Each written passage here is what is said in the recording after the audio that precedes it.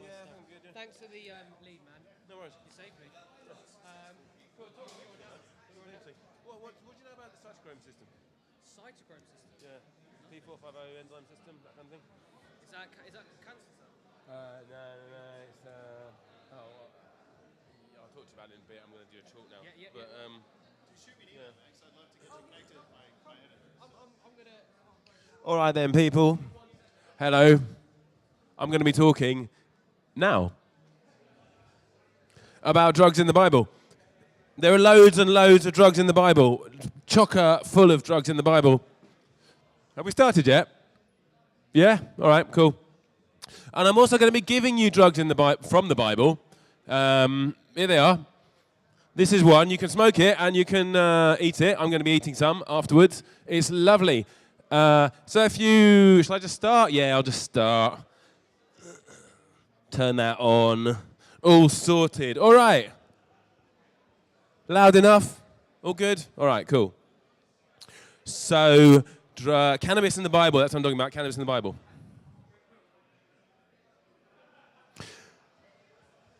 So the first question is, who am I? I am the Reverend Danny Nemu. I'm a proper Reverend. I got ordained on the internet for $15. So this is cannabis in the Bible. If you were to ask most people, if you were to ask her if there is any cannabis in the Bible, she would probably say none. That's my first joke. Right, so this is a Bible. This is an old Bible. Back in the day, before about 1890, pretty much all the Bibles were made out of cannabis. That's not really what we're talking about today, but it's quite interesting. That Bible paper is cannabis paper, and it looks like the original King James version was printed on cannabis paper. But we're not talking about that today. We're talking about the drugs that you can consume. So first question is, are they permitted in the Bible? And in fact, all plants are kosher. There's a lot of things in the Bible which you're not allowed to have, like pigs, for example. But all drugs are kosher, except the frog. You can't take the frog because frogs are not kosher. I have given every green herb for meat, says Genesis, and he causeth the grass to grow for the cattle and herb for the service of man. For the service of man, which is quite interesting. It could be construction, it could be medicine, it could be a whole load of things. And there are all kinds of plants, psychoactive plants in the Bible. This is a garden which is described in the Song of Songs. Thy plants are an orchard of pomegranates with pleasant fruits, camphire with spikenard and saffron, cane and cinnamon with all trees of frankincense, myrrh and agar wood. All right? Now, these are called the chief spices. These are called the chief spices. Chief spices in Hebrew is rasei basamim, right? Rasei basamim. And it actually means this word rosh, at the beginning here, that one, means head. So you could translate these as head spices. And that's what I'm going to do, head spices. So we're going to talk about cane, which is the one that's probably most interesting for the people here. Cane in Hebrew is kaneh bossam. Kaneh bossam, right? Kaneh is a cane, right? And bossam means fragrant, and it also means resinous, right? So it means a resinous cane. And in later kind of Jewish history, the two words get fused into one word. So it was kaneh boss, and it becomes, that says cannabis. I don't know if you can see most of those letters are the same. So later those kaneh bossam, fragrant cane, got fused into one word, which is cannabis, right? Generally in modern Bibles, it's translated, kaneh bossam is translated as calamus, which looks very unlikely. We're going to see that this stuff was used as an oil, and calamus, well, for one thing, it's carcinogenic. So it's unlikely they were putting it on themselves as an oil, and also it's not a fragrant plant. The other thing about calamus is that calamus is a reed plant, and we know that kaneh bossam was used to make clothes. In fact, it was used. The dead were buried in shirts made out of kaneh bossam. I'm wearing a shirt made out of cannabis. That guy made it. So he's going to offer a discount. I think Gav, you're offering a discount today for anyone who who comes with a discount code Psalm 91 in Hebrew. If you can read that, then he'll give you 15 shekels off. Right, so yeah, it's not Calamus. It's just it's not true. So let's have a look at the geography of the area. Right, this is the geography of the area, and the Scythians had a plant that they called cannabis, and a gentleman by the name of Herodotus visited in the 5th century BC, and he had a report of this. We've actually got, I'm going to give you the report in a second, that this geographer left. But there's also archaeological evidence of the Scythians using cannabis. They used these bongs, and this was found with both opium and cannabis residues in them. They're found in Russia, these things. So this is Herodotus. He says, they make a booth by fixing in the ground 3 sticks inclined towards one another and stretching around them woolen felts, which they arrange so as to fit close as possible. Inside the booth, a dish is placed on the ground into which they put a number of red-hot stones, and then they add some hemp seed. I don't think it was seed. So what they're doing is they're making a tent, and they're making a nice tight tent, a nice tight hot box, in fact, and then burning hemp inside it. Hemp grows in Scythia, and the Thracians make garments out of it, which closely resemble linen. The Scythians, as I have said, take some of this hemp seed, and creeping under the felt coverings of their tents, throw it upon the red-hot stones. Immediately it smokes and gives out such a vapor as no Grecian vapor bath can exceed. The Scyths, delighted, shout for joy. So Herodotus was impressed by the use of cannabis in the Scythian, the part of the world. So that's Scythia up there, and also Thrace over there. They were both cannabis-using cultures. In Persia, they had cannabis. They called it cannab.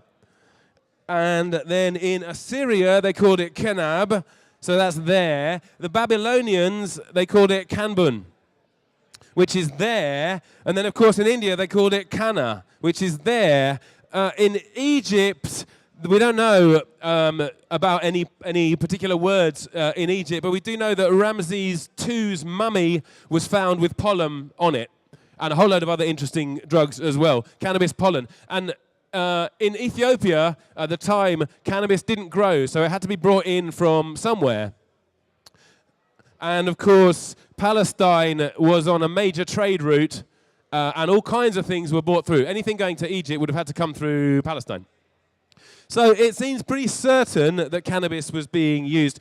In Egypt, there's one plant, we don't know what it is, but it's called nepent in Egyptian, and there's some speculation that this is panag, which is described in Ezekiel. Ezekiel describes a market or some traders coming through with something called panag. And there's some speculation this panag is the same as banga coming in from India. Banga is a Sanskrit term for kind of the resin. So, yeah, loads and loads of... it looks very much like there was a whole load of stuff coming into the Holy Land, or coming through the Holy Land, including frankincense, for example. Now, frankincense, to get frankincense across into Egypt and into Palestine, where it's been burned for the last, before it was burnt to Yahweh, it was burnt to the Canaanite god who was called Baal, and before it was burnt to him, it was burnt to Ra in Egypt. It was a big trek. It was 6 months. It was 1,500 miles. And we tend to think of it as a posh smell. Frankincense it works on the GABA receptor, which is the same thing that Valium works on. It's lovely. It's absolutely delicious stuff. It also works on the TRPV3 ion channel. Now, that is distributed through your body, distributed in your skin, where it has something to do with temperature sensation. And it's also distributed in your brain, and we don't know what it does in your brain. But if you want to find out, here's some frankincense. I'm going to pass it around. The dose, I eat this stuff quite often. The dose is about the size of a pea or 2. You can have the size of about 2 green peas, right? So don't be shy. Help yourself. I'm going to start here. You can have some, pass it on. Don't have too much. If you have too much, then you're going to start to offend the bacteria in your gut. So about the size of 2 peas. You can also take some if you want, and you can crumble it into your cannabis. The mix of the two is fantastic. We're going to be talking about synergies between different plants for the rest of the talk now, really. So, yeah, frankincense, classed as a tranquilizer, but it does more than make you tranquil. Give it a good chew. Myrrh works on the opioid system. It is mu opioid and delta opioid agonist. That means it works in a similar way to opium. Again, not the same as opium. Cinnamon is interesting stuff. These, by the way, these are all plants which are found in that garden described in the Song of Songs, right? They're all the chief spices or the head spices. Make sure you chew up that frankincense, yeah? Don't just knock it back, chew it up. And so cinnamon's interesting. Cinnamon contains eugenol, and eugenol is what you can make MDMA out of. Now, for certain reasons, we're gonna come to. If you just eat loads of cinnamon, it's not going to have an effect. But there are ways to inhibit your enzymes in order to make it very, very powerful. And it's powerful like MDMA. Saffron, this is a description of eugenol, intensely pleasurable tactile sensations that seem to send shivers up my spine every time I acknowledge them. The only thought going through my head at this time was, what a wonderful life I have. So that's what you can get out of cinnamon, if you do it right. Saffron is interesting stuff. It's more expensive by weight than gold. It's another GABA agonist. GABA is the most common receptor in your brain. So every brain cell either has a GABA receptor or it's next door to something with a GABA receptor. Again, anxiolytic, that means it reduces anxiety, hypnotic, compared to opium. In the Islamic tradition, this was one of the drugs that was allowed. Classed as one of the drugs which causes joy, and it's burnt reverently all around Asia, this stuff. Camphire is henna. We don't know of any psychoactive properties. There might be. Spikenard's an interesting one. There's a story where Jesus gets his feet washed, and Judas gets cross with him. He says, why are you using this expensive ointment on Jesus' feet? And the ointment is nard or spikenard. Now, spikenard is really interesting. It boosts GABA, it boosts serotonin, it boosts dopamine in your brain, and it's classed as a nootropic. That means it helps with memory formation, right? All of these plants, as we're going to see, were used for prophecy, very specifically to go into a prophetic state in the Tabernacle or in other places, and it would be very good to have something which would help you remember what you were seeing in that prophetic state, in that altered state. Agar wood is another one. This is very interesting stuff. It's from the Aquilaria tree. When the Aquilaria tree gets infected by a fungus, it produces a resin, and it smells incredible.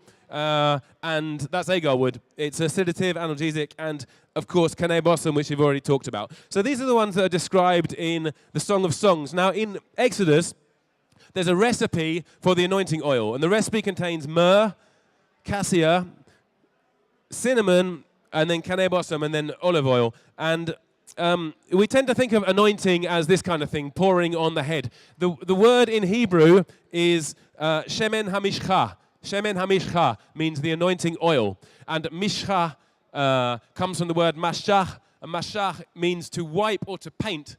It's where we get the word massage from. Mashah. So the Mashiach, which is in English Messiah, means the person who's been massaged, right? And the stuff they were massaged with was this recipe here. So we're going to talk about it because it's really, really interesting. So that doesn't happen. It's a massage. Cassia, last plant we're going to have to talk about. Cassia contains estradiol, and estradiol, if you take it on its own, it just acts as a sedative. And that's because a lot of the interesting things inside estradiol get broken down by your own body's enzymes, right? Particularly the P450 enzyme system, cytochrome system. And this contains a whole load of different enzymes in your bodies. And everyone's body is different, and different races have different kind of spectrums of these enzymes. And it works a little bit like, I don't know if you're familiar with how ayahuasca works, but basically, if you spoon DMT into your mouth, it won't do very much because it gets broken down by your enzymes. So you have to take something else with it, harmaline or harmine or something like that, which inhibits your enzymes. And that's what this stuff does as well. So there's this whole rather interesting subculture of psychonautical studies where they're doing experiments with inhibiting their own enzymes with things like German chamomile and clove leaves and a whole load of stuff, and taking combinations in order to liberate the powerful psychoactive properties of estradiol and also eugenol and all these they're called allobenzines, these type of chemicals. And so these are some of the cytochrome, some of these enzymes we're talking about. There's loads of them. CYP2A6, CYP2E1, and so on and so forth. And they can be inhibited. And for example, cassia, which is in this mixture, which was put upon the put upon the priests, and also put upon kings. Cassia inhibits three of those enzymes, and cinnamon inhibits another two of those enzymes at least. This hasn't been fully studied yet, and cannabis inhibits three of those enzymes as well, or perhaps more, right? I don't know if anyone's been studying the P450 system. Get in touch with me because I'm looking into this on a, could do with some collaboration with this. But basically, this particular mix of oils allows the powerful psychoactive properties of estradiol to come through, and they're described as it's a mood enhancer, it's aphrodisiac, and also has visual effects. So this is someone describing inhibition. Wow, this is a much better combo. I felt like I had a warm, fuzzy blanket wrapped around me without CYP2D6 inhibition. But with the CYP2D6 inhibition, I feel that I am that warm, fuzzy blanket. I am, right? I don't want to make too much of this because it's an Erowid report, but I am is the name of Yahweh himself, right? When Moses talks to him, he says, I am that I am. And Yahweh, in fact, the word Yahi means there is in Hebrew. So Yahweh is very much about the essence of things, the isness of things. And he's also a war god, and he's also a very a kind of mighty and terrifying god. I'm going to tell you a little other story. About nutmeg first, actually. So nutmeg is an interesting thing. Nutmeg on its own is very, very powerful psychoactive, and that's because it contains both the allobenzines, eugenol, but it also contains the inhibitors in itself. So taking nutmeg, you manage to take the whole spectrum. Nutmeg grows in the middle of an island, in the Nutmeg Islands, in fact. The British fought 2 wars with the Dutch over the Nutmeg Islands, and they gave us New Amsterdam, which became New York. So nutmeg was really serious business back in the day, because it's such an interesting plant. Now, so this particular oil has something of the spectrum of nutmeg, something of the chemical spectrum, and then it has myrrh in it, right? So I was looking into the combination between myrrh and nutmeg, and this is is actually found in one of the Indian texts, the Kalachakra Tantra, which describes this. When the septa, the male organ, unites with it, that's the yoni, the female organ, their mixture is like the elixir arising from the combination of nutmeg and myrrh. From their union, a pure knowledge arises, which illuminates the nature of all things. So this one brave tantrika decided he was going to try the mix of nutmeg and myrrh, and he knew nothing about what was going on with the shemen hamishcha, the anointing oil. But he tried it, and this is what happened to him. Awakening as if possessed by a fierce and aggressive deity, deep, monstrous voice boiling out of me unbidden. Open-eyed visions and closed-eyed visions of a bulging-eyed, white-skinned man in ceremonial armor. The real world perceived as a far-away and distorted window. This window also emanated and originated a mental fireball or supernova. This fireball had as its identity the fierce deity above. My voice seemed to penetrate the walls and echo off the sky. New doors, avenues opened up inside familiar mantra. New knowledge disclosed new perspective on hidden meanings. Now, why is this interesting? It's really interesting because it has a very, like you say, has a very similar chemical spectrum to the anointing oil, and it also has a very similar effect, because the whole idea of the anointing oil was that it was meant to give you an experience of Yahweh. And that's why it was put upon priests. Very specifically, they had to have it so they could minister unto Yahweh. And it was put upon kings because they need to know who Yahweh was, right? And if you look at that description, that is the very nature of Yahweh. He is a war god, fierce, aggressive, mighty, wipe out all the women and children type of God. That's not all he does, but and also this thing about penetrating the walls and new insights and kind of new apocalypses, basically new discoveries, which happens with this mixture of nutmeg and myrrh, and would also happen with the mixture where we talked about here, the anointing oil. So yeah. Samuel took the horn of oil and anointed him, that's David, in the midst of his brethren, and the Spirit of Yahweh came upon David from that day forward. So it gives you an experience of Yahweh. And thou shalt anoint them as thou didst anoint their father, that they may minister unto me in the priest's office. So priests had to do it. I guess the question arises, does that mean Yahweh is just a product of allobenzene chemistry? And the answer to that is, if I take off my glasses, this is my answer anyway, if I take off my glasses, I can't really see you, I can't really make out your faces, and when I put them on, you all come into focus. And that doesn't mean to say that your faces are a product of my glasses any more than Yahweh is a product of alubenzines. That's what I think. Taboos, right? There are taboos around this. The priests have said, they say, don't drink strong drink before you put on the anointing oil, lest ye die, right? They also say, don't go out of the tabernacle, as in don't go stumbling through the streets, lest ye die. So this is good advice for anyone taking heavy-duty psychoactives. Don't get lashed beforehand, and don't go stumbling through the streets when you're on it. So the chrism still takes place in the Greek Orthodox tradition. I believe they still do the chrism, using not enough and using the wrong herbs. You're doing it wrong, man. But they still do it. The chrism is superior to baptism, says Philip in the Gospel of Philip, for it is from the word chrism that we've been called Christians, right? Chrism means anointing. Christ comes from the word chrism, as in the anointed one. Christ means Messiah, or Mashiach, the massage or anointed one. So I've actually made up some of this stuff, and it's got cinnamon in it. It gets very spicy on the skin, and in fact, it increases your blood supply to the skin, which helps absorption. I'm not sure I've got the exact kind of recipe right yet. It definitely did something. Someone I spoke to also did it. And they had a really, really good time. If you do make this stuff up, be very, very careful when you get a massage, don't get it on your genitals, because it's very, very, spicy. Unless you're into that kind of thing, I don't know. I'm a reverend, I don't know. So what do you do? So Ktoret Hasamim. Ktoret Hasamim is the incense of spices. In modern Hebrew, samim means drugs. Heroin, MDMA, all those things. That's samim in modern Hebrew. In ancient Hebrew, we don't really know. It seems to mean fragrant, resinous things. So the Ktoret Hasamim. Now, this doesn't have cannabis in it, but it's taken. So what happens is the priests the priests basically have the oil put upon them, and then they go into a little room we're going to describe in a minute, and they have a smoke bath of this stuff.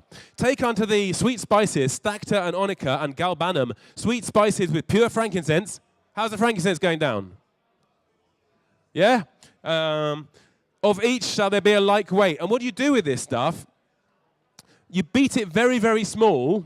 Oh, we'll get to that in a minute. So galbanum. Galbanum is another GABA agonist. It works on the GABA system, same as like Valium does. And then we've got stacta, which looks like it's a high-grade myrrh. Not sure about that one. Onycha, again, not sure what that is. It might be a seashell. That's the description for Exodus from the Talmud, right? The Talmud is a very old collection of kind of Jewish law and folklore and so on and so forth. In the Talmud, this stuff has got 16 ingredients, and I think 9 of them or 10 of them are psychoactive. Working on the opioid system, working on the kind of boosting GABA, boosting dopamine, working on the GABA system, all kinds of things, right? Now, what do they do with this stuff? Don't worry about that. And thou shalt beat some of it very small and put it before the testimony in the tabernacle of the congregation where I, Yahweh, will meet with thee. So you're beating it very, very small into powder, and then going into the tabernacle. This is the tabernacle. He shall take a censer full of burning coals of fire from off the altar before Yahweh, and his hands full of sweet incense, beaten small, and bring it within the veil. So picture this, right? They're going behind the veil here into a room, and this room is 3.5 meters cubed. So it's a small room, and it's got a thick veil, right? This veil is described in the time of the temple as the thickness of a man's handspan. So it's a very, very thick veil that's going on here. And the tabernacle, right? Tabernacle is a bit of kit described over about 5 chapters in the Bible, right? Now, the Tower of Babel, for example, that story gets about half a chapter. 10 Commandments, a chapter. So this is described in immaculate detail. There's nothing like it described like that in the Bible. And everything from how far apart the frames are. Frames, it's all made of acacia, by the way, which is the highest concentration of DMT in the region. So the rings on the skins and everything is described. How big the tent pegs are. So I don't know if you can see it, but there are 4 skins, right, or 4 pieces of material. 2 bits of material going down the frame, very, very tight. and then another 2 as a kind of windbreak. So this is a totally sealed container at the back of the temple, of the tabernacle rather. And back in the day, before they had pipes, I've just learned today, apparently in Cyprus had a pipe. What was it, 13th, 14th century BC? But most places didn't have pipes until much, much later. So the way that you took inhalants was to basically sit in a tent like the Scythians did, put the flaps down, and then burn it, and then sit in the smoke and have a smoke bath. Or the Greeks did it in vapor bars, and the Chinese did it in their cells, and even the oracle at Delphi, she did it in a cave. This is what you did with your inhalants, right? So there it is, the tabernacle. And the only person allowed to go into this place was the high priest. So he'd be smeared with cannabis-containing oil and all this stuff we talked about before. And then he'd take handfuls of the stuff. So it's not a little stick of nag champa. It's handfuls of incense, chucking it onto the censer to make smoke, and then talking to angels and seeing angels. And that's all you do in that place. And it's got nothing else in it. It's got the magic box with the Ark of the Covenant, it's called, and just a few magic bits and bobs. And here's something interesting. He shall put the incense upon the fire before Yahweh, that the cloud of incense may cover the mercy seat that is upon the testimony. Through the agency of the cloud, I will appear on the ark cover. This is a translation by Dr. Rick Strassman, who made an alternative translation of a particular line of Leviticus. So the cloud itself is the thing which gives the experience of the angels or Yahweh or whatever it might be. And what is the guy doing there? It's very interesting. The high priest, who has a kind of shamanic role in the story. So he goes in there and then he comes up with ideas, and the ideas is basically often war divination, right? We attack now, or we don't move yet. And this is one of the traditional jobs of the shaman in the Amazon or wherever it would be. And in the same format, actually, the shaman goes off on his own or sometimes her own, surrounded by magical objects, and takes their ayahuasca or their plants, and then comes back with advice, often war divination or health matters, how to cure diseases, which is, again, what the high priest would come out with ideas on how to cure diseases. These kind of things. Now, imagine it.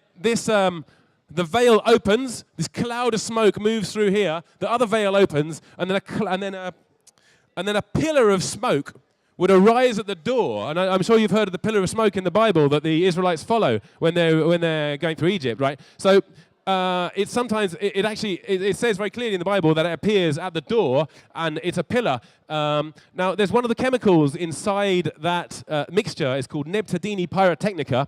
It's what you put in fireworks to make the smoke, and its Hebrew name is Ma'ala Shalom, and it means that which causes the smoke to rise. So there's a chemical which makes the smoke rise, and it was said to be a good thing when the smoke went straight up.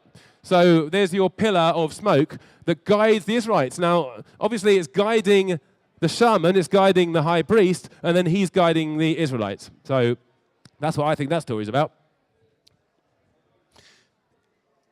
What else have we got? I don't know how I'm doing for time. How am I doing for time? I've got loads of time, have I? All right, cool. I could talk about this all day, like hours and hours. So the tabernacle is filled with all kinds of drugs.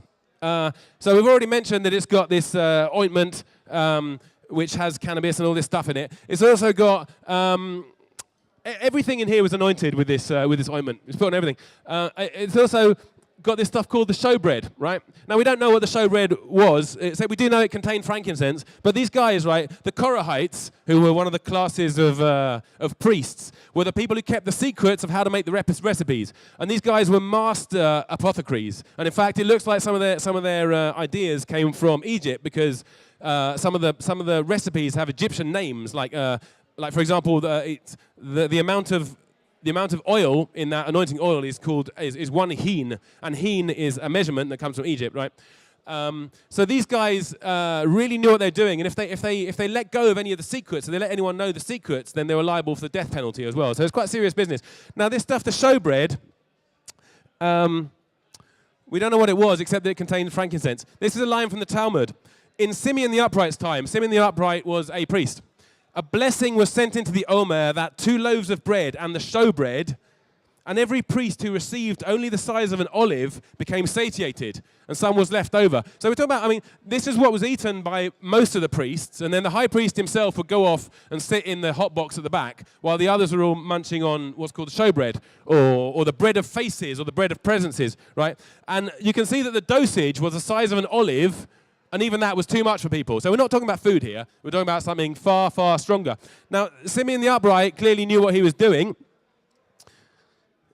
But after him, these things were cursed, and every priest got only the size of a bean, and the delicate priests refused to take it altogether, but the voracious ones accepted and consumed.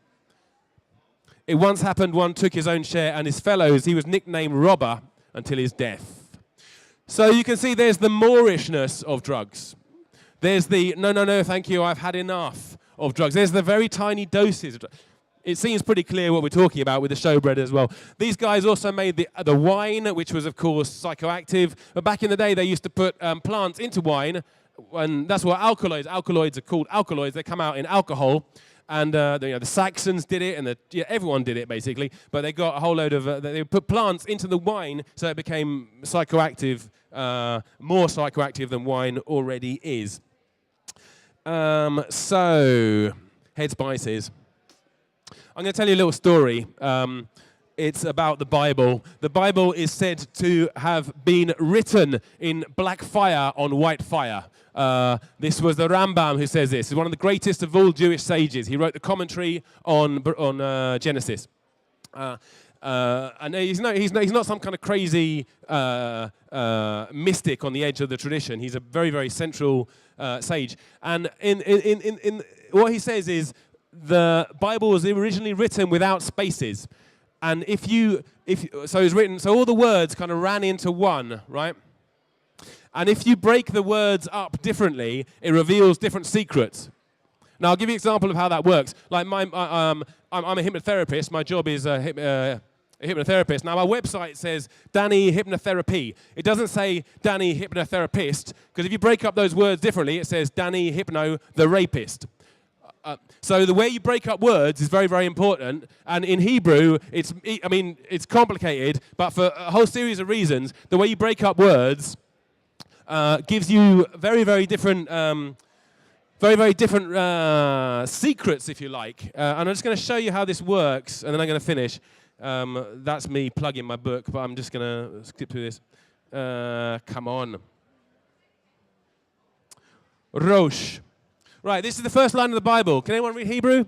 No? It says, Bereshit bara Elohim et hashamayim ve'et haaretz. Normally translated as, don't worry about that, in the beginning, God created the heavens and earth. Now, if you do what Maimonides says, the Ramban says, then, which is to break it up differently, as in to put all the letters together and then break it up differently. And he actually gives an example of this. And the example is this. He says, what you do is you take the last two letters off the first word, right? That normally says Bereshit, which means in the beginning, or it can mean with wisdom, or a whole load of other stuff, but let's not go down that road. So if you take the yod and the taf off that last word, off the end of that word, and you put it on the beginning of that one, it becomes a completely different thing. It becomes Barosh, and Barosh means in the head, right?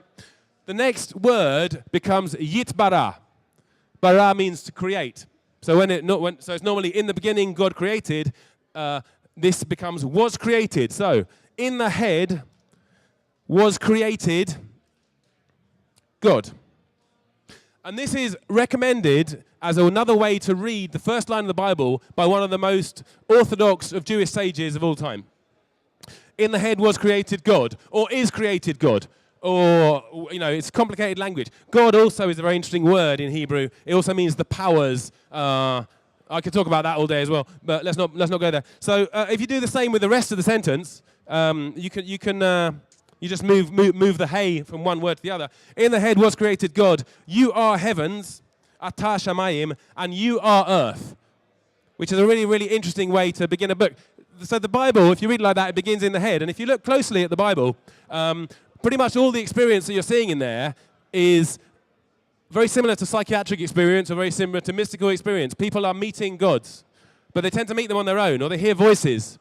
They tend to hear them on their own. they're following compulsions, like go down to Egypt and chat. All the kind of miraculous stories are the kind of thing that you often hear about in mental hospitals and in mental experience, or mystical experience, I should say. So, yeah, I guess that was all I wanted to say, really. Yeah, that's the end of my talk. However, there's one more thing I want to say. I raced through that. This is a book which contains a chapter on drugs in the Bible. I'm selling it, so buy it off me. Thank you very much.